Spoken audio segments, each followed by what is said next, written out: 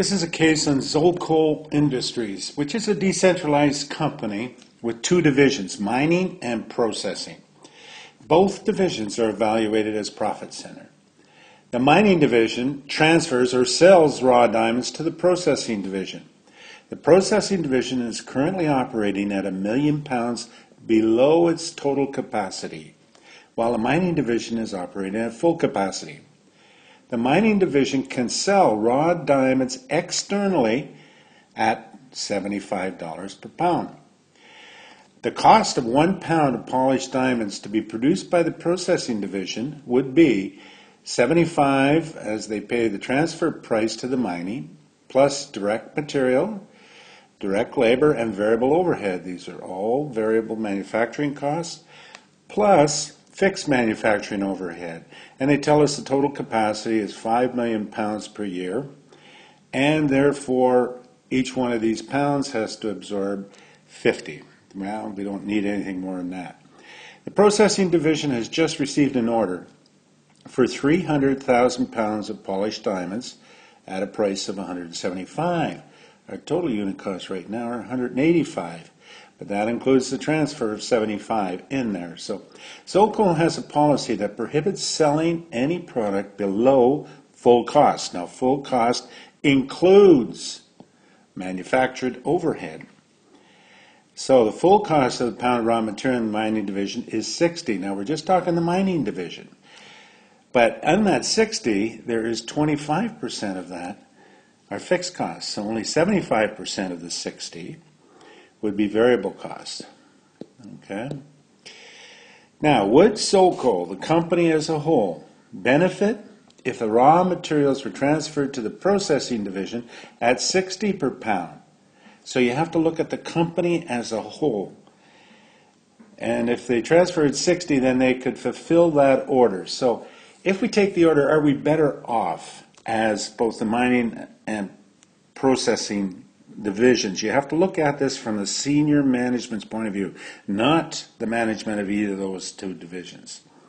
Then explain briefly what's wrong with Zolco's policy. Calculate the minimum and maximum transfer price. Recommend the appropriate transfer price. Now you should have a template for this. You should have thought ahead of time. If I have a transfer pricing problem, okay, make some points about transferring at market or transferring at cost and so on. Then lastly, it says if they're not operating at full capacity, what would your answer be?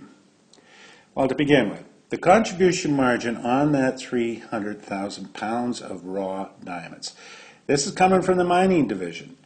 All right, so they would get 75 from it minus the variable cost, and the variable costs are 75% of 60 times the 300,000. So the contribution, total contribution, would to the company on that 300,000, if it's transferred internally, is 9 million.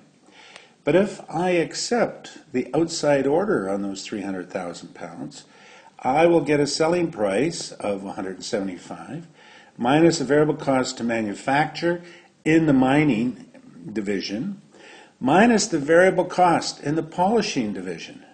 So the contribution margin by transferring those 300,000 pounds to the polishing company is 21,000. That would be the total contribution on just that 300,000. So you can see the difference between these two is 12,000. Therefore, it's beneficial for Zolco to transfer the raw diamonds at 60 a pound to the polishing division because we have a higher contribution to the company as a whole. Another way to look at it is they sell it now at 75. It would be increased to 175, so the revenue would go up 100.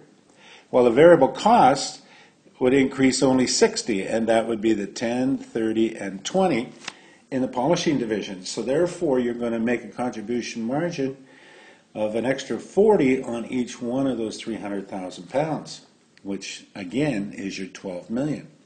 Now, to answer the other questions, it's qualitative analysis that you need mostly here. In the case where there's excess capacity, it's sometimes acceptable to sell below full costs. So having a full cost policy doesn't apply in all situations. If we are below capacity, then anything above variable costs will increase our contribution margin. That is, it provides a positive contribution margin, which, because our fixed costs are covered, will increase income. Therefore, it is justified only when it's at full capacity. Now, the minimum transfer price, of course, is the 75% of 60, the variable cost, from the mining to the processing. They can't transfer below 45 because that's what it costs them to mine the diamond. The maximum transfer pricing is the market price of 75. They can't transfer the processing for more than they could get in the outside market. So the minimum is 45, the maximum is 75.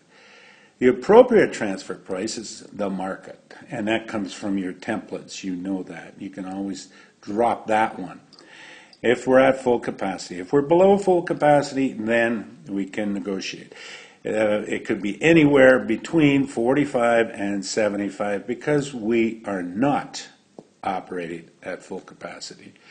So when it's a transfer pricing problem, that's the kind of analysis you're going to have to do. It's mostly qualitative. The market price, the variable cost, transfer pricing, all of that. And this is where you develop a template and drop it.